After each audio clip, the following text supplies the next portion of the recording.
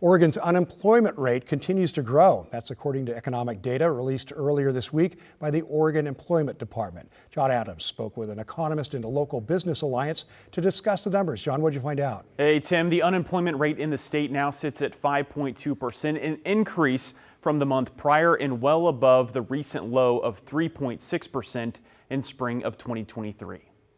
The state of Oregon continues to have one of the highest unemployment rates in the country.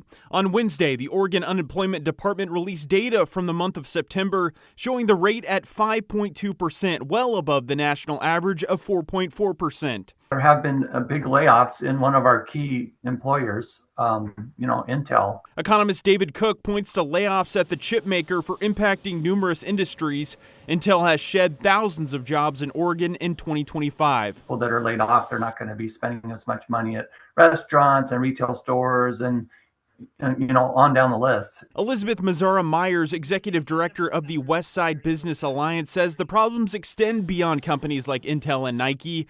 Weaknesses in the manufacturing industry has been a key reason for the overall slide. That sector is down 5% from last year. As we start separating from the national average on unemployment, I think we should be concerned. I think we knew we were heading this direction. Mazzara Myers believes the numbers could get worse before they get better, but has hope that progress can be made during next year's short legislative session in Salem. I think getting out of our own way is key. And look, we need to identify economic development tools that are working elsewhere and adopt them here and be less afraid of that. It's not all bad news in the report. Cook tells us some industries in the state have been thriving, helping ease the pain from a weakening manufacturing sector.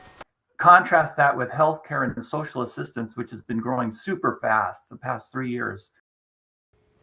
Well, these numbers had been delayed due to the government shutdown that happened this fall. In January, we're going to get employment data from both October and November. Cook tells us he will be looking closely at those manufacturing numbers to see if they continue to weaken or if we see a bounce back. Tim? All right, John, it'll be interesting to see what happens next.